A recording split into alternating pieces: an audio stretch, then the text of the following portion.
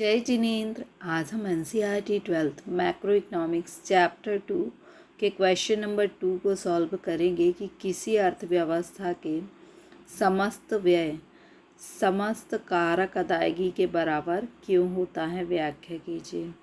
Question में आपसे पूछा गया है कि अर्थव्यवस्था में जो भी आप व्यय करते हैं, चाहे वो उपभोग व्यय हो, मान लीजिए कि आप वस्तुओं और सेवाओं का उपभोग करते हैं तो ये आपके क्या हुए, समस्त व्यय हुए।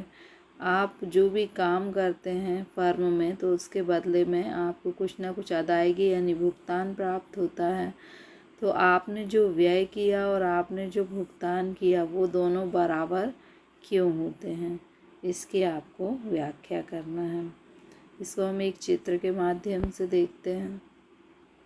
देखिए क्या होता है कि एक फर्म यानी जो उत्पादन इकाई होती है, परिवार आप जानते हैं, तो परिवार से फर्म को क्या प्राप्त होता है, परिवार से फर्म को कारक की सेवाएं प्राप्त होती हैं। कारक की सेवाओं का मतलब होता है भूमि, पूंजी, श्रम, संगठन और साहस। ये सब किसके पास होते हैं, परिवार के पास। यदि फर्म को मजदूर चाहिए है तो कहाँ से मिलेगा मजदूर, परिवार के पास से मिलेगा।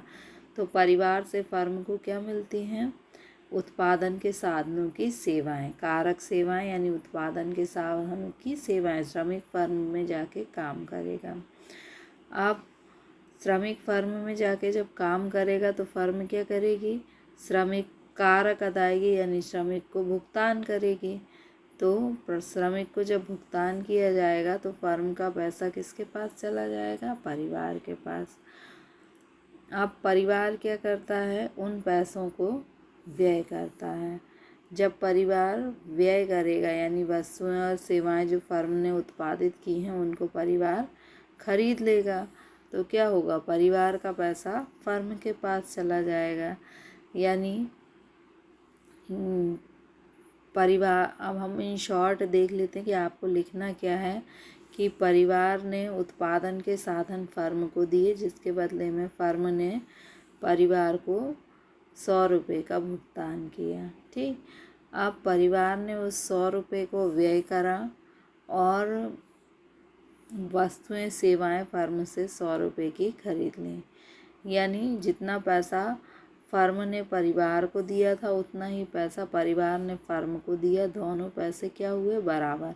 आपसे पूछा है कि परिवार के समस्त अंतिम व्यय और फर्म की कारक अदायगी दोनों बराबर क्यों होती हैं, तो ये आप इस सर्कल से बता सकते हैं।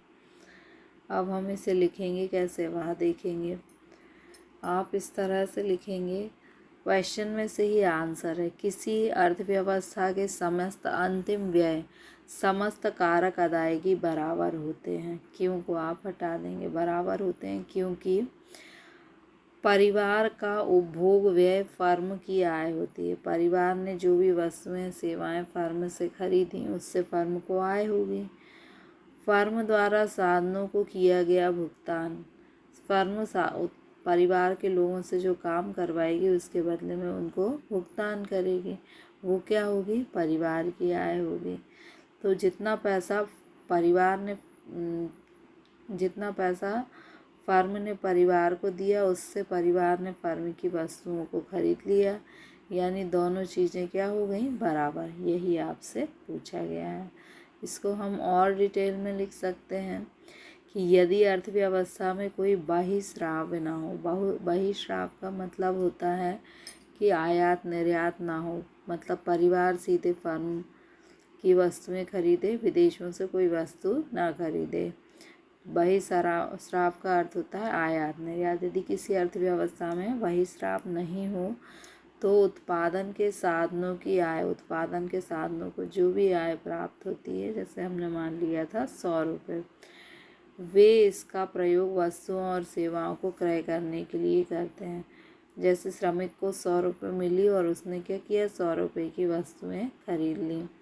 इस प्रकार उत्पादक इकाइयों द्वारा साधन के भुगतान के रूप में प्रदान की गई मुद्रा वह वस्तुओं और सेवाओं के विक्रय से प्राप्त आगम के रूप में वापस मिल जाते हैं। यानी आपसे ये बोला गया है कि फर्म जो भी भुगतान उत्पादन के साधनों को करती है, जितनी भी मुद्रा का भुगतान करती है, और श्रमिक उतनी ही वस्तु का क्रय करते हैं, यानी फर्म उतनी ही वस्तुओं को परिवार को बेच देती है। इसलिए ये दोनों कैसे होते हैं? बराबर होते हैं।